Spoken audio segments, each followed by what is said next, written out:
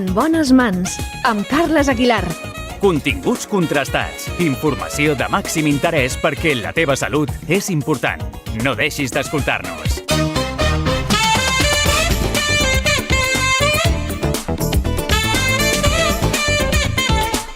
En bones mans, amb Carles Aguilar. Fem la ràdio que més t'interessa i posem els millors especialistes al teu servei. En antena, tots els diumenges de 6 a 8 del matí. I també el podcast d'Onda Cero Catalunya.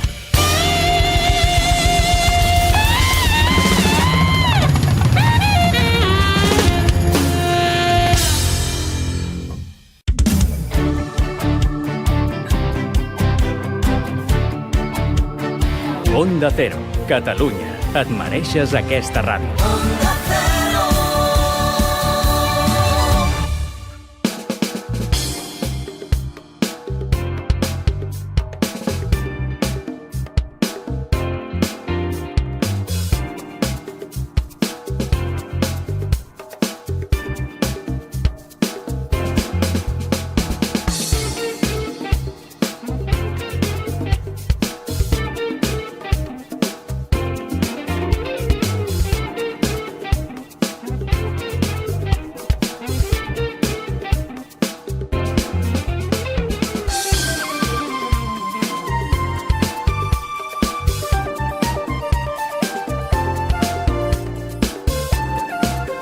Bien, el siguiente tema que vamos a abordar es el dolor neuropático.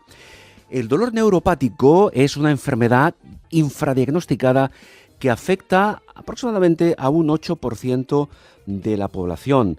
Un trastorno neurológico, ahora lo explicaremos con nuestra invitada, en el que las personas experimentan un dolor crónico, intenso en muchos casos, debido a una lesión en las vías de transmisión del dolor, es decir, del sistema nociceptivo.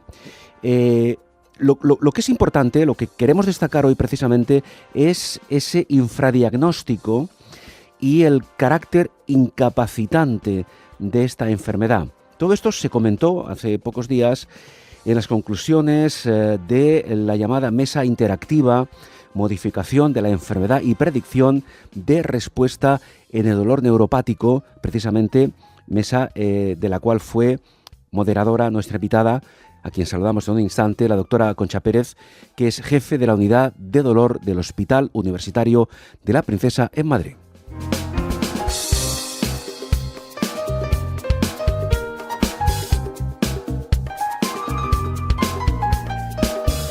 En bones mans, amb Carles Aguilar, la ràdio més saludable a Onda Cero Catalunya.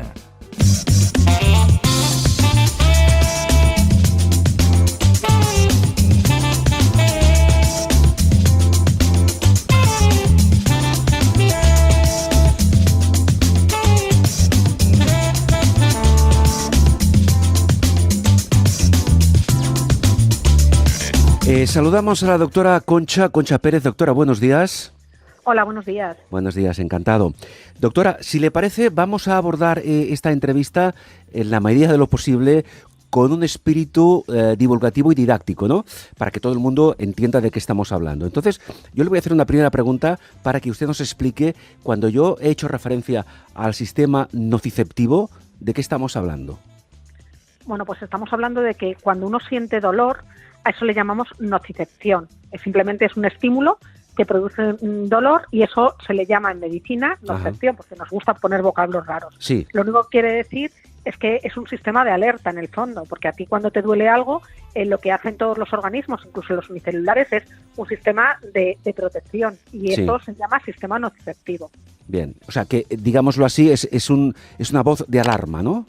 Exacto. El problema es cuando esa voz de alarma ya nos ha avisado y lo que hace es que se escacharra, por decirlo de alguna manera, el sistema este de transmisión que hemos dicho, Sí. que lo que hace es alertarnos y permanece continuamente en alerta, aunque ya no exista lo que lo está produciendo, lo que nos está alertando. Claro. Pero él sigue funcionando como si estuviese en alerta. Entiendo. Dicho esto, vamos a ir por partes. Es decir, el dolor neuropático, la definición de este dolor, ¿cuál sería?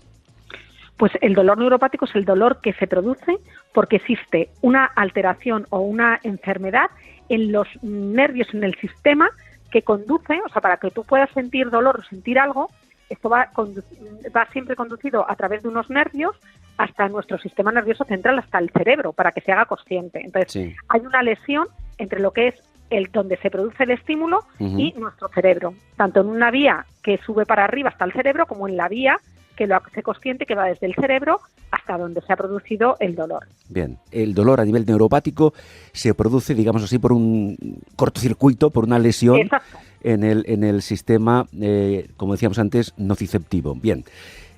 Doctora Pérez, claro, antes de hablar del infradiagnóstico, nos gustaría saber las principales causas que producen este dolor neuropático, las que son conocidas, porque no sé si habrán otras todavía en estudio, no lo sé. Pues hay muchas. Las más frecuentes son las que afectan a lo que llamamos el sistema nervioso periférico, pero vamos, a efectos prácticos. Pues, por ejemplo, los herpes zóster, que es lo que la gente conoce como una culebrilla, cuando cronifican, producen lo que llamamos una neuralgia posherpética, que no es más que decir que tienes dolor en el territorio del nervio donde ha brotado ese herpes. Sí. O, por ejemplo, los diabéticos, que tienen muchas veces lesiones en sus nervios después de la diabetes, simplemente porque las glucosas altas dañan esos nervios. Y se produce lo que conocimos como una neuropatía diabética, que es también dolorosa. O, por ejemplo, pacientes que son sometidos a quimioterapia, en mucha frecuencia tienen, después de la quimioterapia, por la lesión que se produce esos quimioterápicos en los nervios, tienen una neuropatía, un dolor post-quimioterapia. O después de las cirugías, que evidentemente cuando a ti te operan, simplemente desde la piel hasta donde tienen que llegar, se van rompiendo se van cortando un montón de terminaciones nerviosas, y a veces en la recuperación esas terminaciones nerviosas se quedan lesionadas porque son nervios muy chiquititos y se produce un dolor posquirúrgico crónico que llamamos neuropático también por las características que tiene, entre otras muchas, pero quizás me quedaría como estas como las más frecuentes. Es decir, doctora Pérez, hablamos de un dolor no solamente real, no solamente que existe, sino que en muchos casos es intenso o muy intenso. Claro, o sea, no solamente real, sino que el paciente lo percibe como algo que habitualmente no estamos acostumbrados a percibir como dolor. Es decir, tú estás acostumbrado a sentir el dolor cuando te das un golpe en una pierna, o cuando tienes una caída, etcétera, o incluso cuando te operan, que es un dolor inflamatorio, o es un dolor que llamamos nosotros nociceptivo, que nos gusta poner así palabras raras. Sí. En realidad este tipo de dolor se siente de otra forma, se siente como una sensación de quemazón, de ardón, de hormigueo doloroso, una sensación que a veces no notas el tacto, pero sin embargo te es desagradable, el roce de la sábana, el roce de la ropa, etcétera. Entonces, no solamente real, aunque no sea las características que notamos habitualmente el dolor, sino que además es habitualmente muy intenso y habitualmente tiene mucha afectación en los pacientes cuando lo padecen crónicamente. Claro, porque su solución a veces no es tan sencilla. Bien, ahora hablaremos del impacto que tiene este dolor infradiagnosticado, como decíamos antes, cuando se produce. Bien, ¿cómo se llega a un diagnóstico? Porque claro, las causas son múltiples, como decía antes, incluso quizá algunas de ellas todavía en fase de estudio. ¿Cómo diagnostican ustedes a un paciente con dolor neuropático y cómo descubren o cómo analizan cuál es la causa o causas que producen ese dolor a nivel neuropático?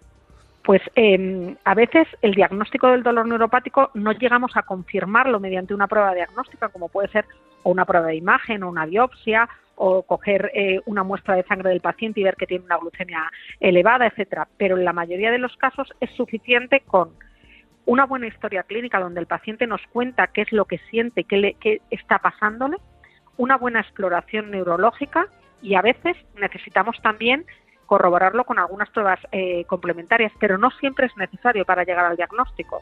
Hay veces que simplemente, por ejemplo, en una neuralgia después de un herpes, simplemente con tener la historia previa de herpes, que el paciente nos describa cómo tiene el dolor, explorarle, es suficiente para llegar a un diagnóstico, o por ejemplo después de una cirugía. Otras veces, como puede ser una neuropatía por diabetes o incluso en dolores de los nervios de las piernas por una radiculopatía, lo que la gente conoce como una ciática, que también tiene un componente que llamamos neuropático, pues necesitas otro tipo de pruebas de imagen, pues por ejemplo una resonancia o determinadas pruebas como una biopsia, etcétera. Y doctora Pérez, ¿en qué porcentaje de casos se llega a lo que sería un diagnóstico de certeza? pues probablemente en menos del 40% de los casos conseguimos un diagnóstico de certeza, porque a veces, por ejemplo, en lo que comentábamos antes del dolor después de las cirugías, como ya decía, a veces las terminaciones nerviosas que están lesionadas son muy pequeñas y no tenemos pruebas todavía que permitan diagnosticarlo como tal. Entonces, a veces hasta en un 40% de los casos podemos no llegar al diagnóstico de confirmación, aunque sí que tengamos una sospecha y podamos instaurar el tratamiento, que al fin y al cabo es lo más importante. En este caso, el dolor neuropático, pregunto, doctora, no entiende ni de edades ni de sexos. Puede presentarse en cualquier momento de la vida, ¿no? Evidentemente no entiende ni de edades ni de sexos, pero sí que es más frecuente, como todo el dolor crónico, en pacientes con más edad y en pacientes mujeres. Simplemente son por cuestiones muy complejas de receptores hormonales y demás. Sí. Pero en general puede aparecer en cualquier momento de la vida. Claro, y en cualquier género. Sí, no, lo que sí que parece, doctora, que en muchos casos puede estar asociado a determinadas enfermedades crónicas, ¿no? Exactamente, por eso es más frecuente en pacientes de más edad, porque la cronicidad se asocia también a tener más edad. Pero no quiere decir que haya pacientes jóvenes que pueden tener dolor neuropático. Sí, pero quizás no sea tan habitual, entiendo, ¿no? Exacto. Ajá. Bien, doctora, vamos a ver, se encuentra usted con un paciente con dolor neuropático. ¿Qué es lo primordial? ¿Qué es lo preferente? Tratar ese dolor neuropático, que como hemos dicho puede ser de una intensidad importante. Ahora hablaremos de la afectación que ello puede suponer para el paciente.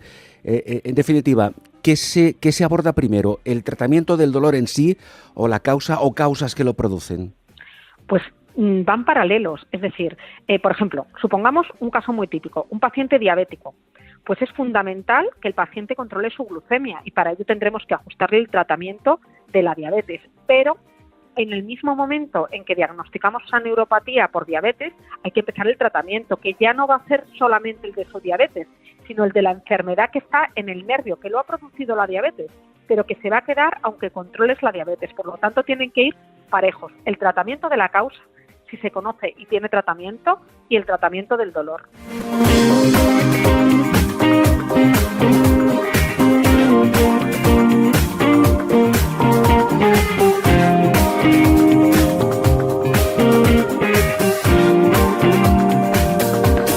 Estamos hablando con la doctora Concha Pérez, estamos hablando del dolor neuropático, una enfermedad infradiagnosticada que afecta aproximadamente a un 8% de la población. La doctora Concha Pérez es jefe de la unidad de dolor del Hospital Universitario de la Princesa en Madrid.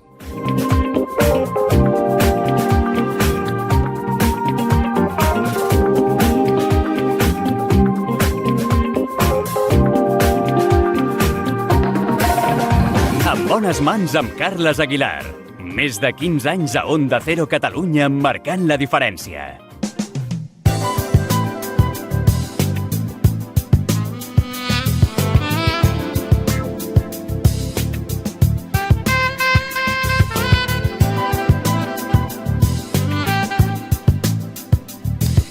Doctora Pérez, claro, ya hemos dicho que hay un abanico amplio de patologías que pueden provocar directa o indirectamente la aparición de dolor neuropático.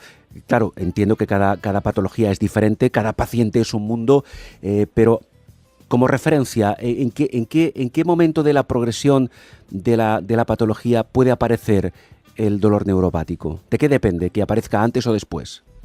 Pues puede aparecer en cualquier momento. Hay enfermedades como puede ser la diabetes que se asocian a mayor tiempo de evolución de la enfermedad habitualmente y sobre todo un mal control de la glucemia. Hay otras que no tienen nada que ver y que, por ejemplo, el hecho de que tú tengas una neuralgia después de un herpes se asocia más a que no te hayan tratado ese herpes en el momento agudo, pero aparece desde el momento en el que tienes el herpes, el dolor ya no te abandona y se mantiene durante todo el tiempo. O en los pacientes que tienen quimioterapia puede aparecer desde el momento en el que inician la quimioterapia, después del primer ciclo, o aparecer tiempo después de haberla terminado, con lo cual es muy diferente. No sabemos realmente por qué unos pacientes lo desarrollan y otros no. Estas cosas que tú decías, nos queda por aprender muchas enfermedades, pues sí, nos queda mucho. Y en el dolor neuropático nos queda muchísimo por aprender y por lo tanto lo que hay que estar es alerta y en cuanto empieza a aparecer los síntomas, empezar el tratamiento. Doctora Pérez, yo entiendo que, claro, estamos hablando de patologías que muchas de ellas son de carácter, de componente crónico y que el paciente ya está siendo tratado por el especialista correspondiente. Cuando aparece esta fase de dolor neuropático, ¿quién es el especialista que debe abordar esta circunstancia para tratar de minimizar al máximo ese dolor en beneficio del paciente? Pues en realidad el dolor neuropático puede ser abordado por diferentes especialistas, es decir, lo que es el inicio de un tratamiento de una neuropatía diabética lo puede hacer perfectamente el endocrino, el médico de atención primaria, cualquier especialista puede hacerlo. La realidad es que cuando ya el dolor es muy complejo o el paciente tiene mucha afectación o es intenso, como comentábamos al principio, las unidades del dolor son especialistas en el tratamiento de este tipo de dolor. Uh-huh. Bien, vamos a hablar también, doctora Pérez, por favor, del tratamiento que se hace con esos pacientes con fases de dolor muy intenso. ¿Cómo se intenta reducir el dolor, que puede ser en muchos casos incapacitante? Pues este tipo de dolor no responde a los analgésicos comunes, que los analgésicos comunes pues son, por ejemplo, el paracetamol, los antiinflamatorios, el metamizol. Este es un dolor que no responde a ese tipo de analgésicos, sino que responde a analgésicos que son distintos, que tienen actuación sobre el sistema nervioso, que al fin y al cabo es lo que está lesionado. Y este tipo de fármacos pueden ser de dos tipos, o fármacos que tomemos por vía oral, que son fundamentalmente fármacos que se utilizan también para la epilepsia, por eso se conocen como antiepilépticos o anticonvulsivantes, y que se utilizan también para la depresión, por eso se conocen como antidepresivos. En este caso son tricíclicos habitualmente, o lo que llamamos duales, que es un tipo específico de antidepresivos.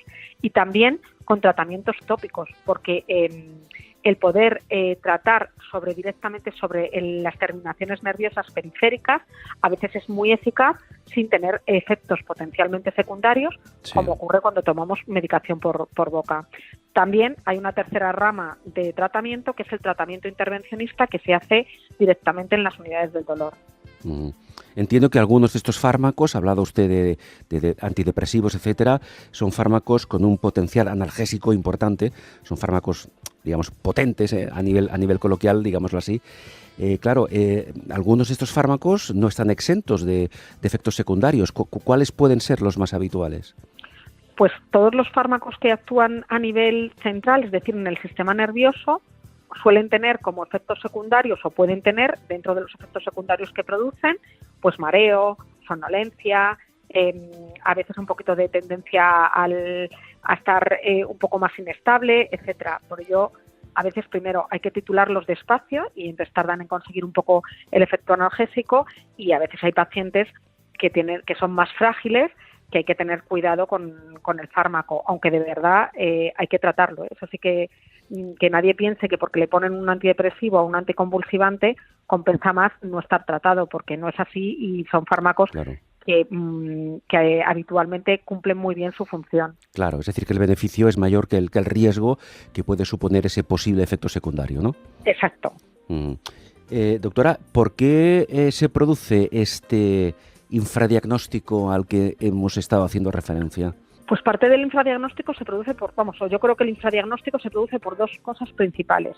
Una, porque dentro del mundo sanitario, dentro de los profesionales sanitarios, se ha educado poco en lo que es el conocimiento del dolor y de por qué se produce el dolor y de su tratamiento. No existe ninguna carrera, no existe una asignatura obligatoria durante la carrera de medicina, por ejemplo, ni durante las carreras del ámbito sanitario que hable de dolor exclusivamente. Y la segunda es porque como es un dolor poco conocido, o poco estudiado muchas veces durante los estudios universitarios, y que para el paciente le resulta raro, ¿no? O sea, cómo se produce, ¿no? Es un dolor que es la sensación de que te están quemando, de que te están estirando algo, una sensación de frío doloroso, etcétera. El paciente no lo asemeja con dolor, y eso hace que el diagnóstico sea más difícil por falta de comunicación y por falta a veces de conocimiento entre los profesionales sanitarios. Un par de cuestiones más, doctora Pérez. El impacto que tiene el dolor neuropático en la vida cotidiana, en la calidad de vida de las personas que lo sufren. ¿Qué pasa con estas personas? Pues habitualmente el dolor neuropático tiene una influencia muy importante en la calidad de vida de los pacientes, muchísimo más que otros tipos de dolor. Quizás porque está peor diagnosticado, esto hace que cronifique más. Cuanto más cronifica, más difícil es de tratar y de conseguir reducirlo, y porque, por desgracia, a día de hoy el arsenal terapéutico con el que contamos muchas veces no consigue disminuir de manera significativa el dolor. Esto hace que los pacientes muy frecuentemente presenten, debido a esta disminución de la calidad de vida, pues depresión, ansiedad, insomnio, y todo esto evidentemente repercute en tu vida familiar, repercute en tu vida social, repercute en tu trabajo. Claro. Y pues evidentemente es un problema importante de la salud de las personas. Claro, es un problema importante realmente al máximo nivel, porque tenemos una persona con una patología determinada, que esa patología le produce este dolor neuropático, que a su vez le produce una depresión, que a su vez incluso una baja laboral, etcétera. Quiero decir, el panorama puede ser muy, muy duro, ¿no? Exacto. De hecho, el dolor neuropático tiene un impacto claro en la productividad laboral y en las bajas laborales de las personas. O sea, entonces es un problema importante y en general en todos los aspectos de la vida de la gente. Claro, ha dicho usted que con el arsenal terapéutico del que se dispone actualmente, en algunos casos, pues no se consigue paliar o normalizar precisamente la afectación de este dolor neuropático en la calidad de vida del paciente. Hablemos ya, para concluir, un poco de hacia dónde se dirige la investigación para nuevos fármacos. ¿Qué se puede hacer? ¿Qué futuro tienen estas personas? En general, en el dolor crónico, yo siempre lo digo en mi casa, mira, yo soy un médico que no curo, palío, pero no curo, ¿vale? Entonces eso sí que es importante tenerlo en cuenta. De todas formas, lo que se está haciendo es investigación en nuevas dianas terapéuticas, en nuevas formas de aplicación, por ejemplo, en la asociación entre fármacos tópicos, que tienen la ventaja, por ejemplo, de no tener esos efectos secundarios que hablábamos de los fármacos que actúan a nivel del sistema nervioso central, junto con fármacos nuevos, con nuevas dianas terapéuticas a nivel del sistema nervioso. Y con todo esto, junto con el intervencionismo, pues podemos mejorar la calidad de vida de nuestros pacientes, que al fin y al cabo es lo que nos guía. Para concluir, por cierto, precisamente en esta mesa redonda a la cual yo antes hacía referencia, doctora Pérez, se ha hablado de que posible punto de inflexión se produce, y quiero que nos lo explique, con la llegada de la capsaicina a altas concentraciones. ¿De qué se trata esto? Sí, la capsaicina es un fármaco que es antiguo. La capsaicina está hecha a base de guindilla roja, de la picante, ¿no? Entonces, lo que produce en la piel, ya llevamos usándolo hace muchos años, lo utilizábamos en pomadas, y lo que hacíamos es aplicábamos la pomada sobre la piel del paciente, y entonces se producía un efecto de enrojecimiento en la piel y se vaciaban determinadas sustancias que están produciendo dolor en nuestras terminaciones nerviosas. Posteriormente, ya hace unos años, empezaron a aplicarse parches a altas concentraciones de guindilla, a muy altas concentraciones. Entonces eso no solamente conseguía quitar esas sustancias que estaban en la piel durante un rato, sino que lo que producía, y esto se ha estudiado recientemente, es quizás uno de los mayores avances que ha habido en lo que es la investigación en dolor neuropático en los últimos años, se vio que esta sustancia a altas concentraciones lo que producía era como que ese nervio periférico se retrayese y desapareciese, por decirlo de alguna manera sencilla, y luego se volviese a regenerar y a crecer.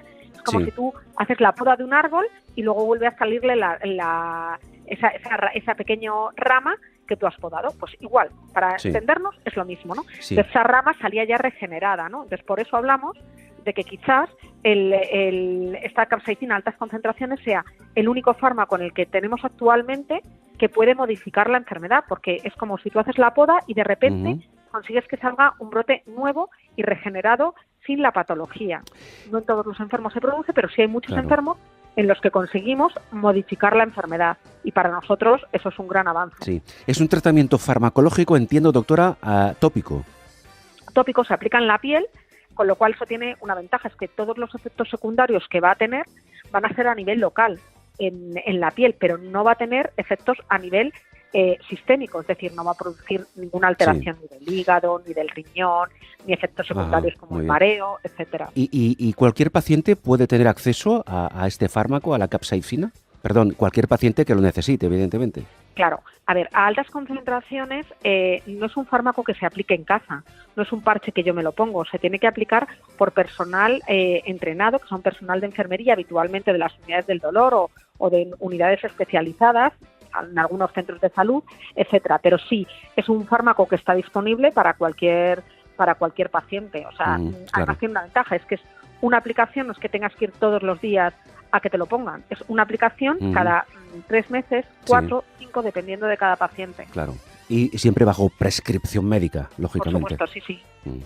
Doctora Pérez, muchísimas gracias. Hemos aprendido algo más sobre el dolor neuropático y esperamos y deseamos fervientemente que ese infradiagnóstico se vaya reduciendo poco a poco. Muchísimas gracias, doctora. Muchas gracias a vosotros por invitarme a hablar de dolor, que es algo a lo que me dedico diariamente y que me encanta. Claro que sí. La doctora Concha Pérez, jefe de la unidad de dolor del Hospital Universitario de la Princesa en Madrid.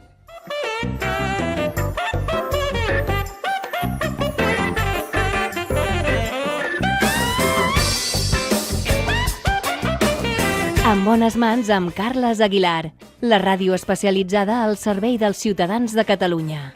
Informació, notícies, entrevistes, participació. La ràdio més qualificada sempre al teu costat. En bones mans amb Carles Aguilar. En antena tots els diumenges de 6 a 8 del matí i també al podcast d'Onda Cero Catalunya. Onda Cero, Catalunya, la ràdio que t'escolta.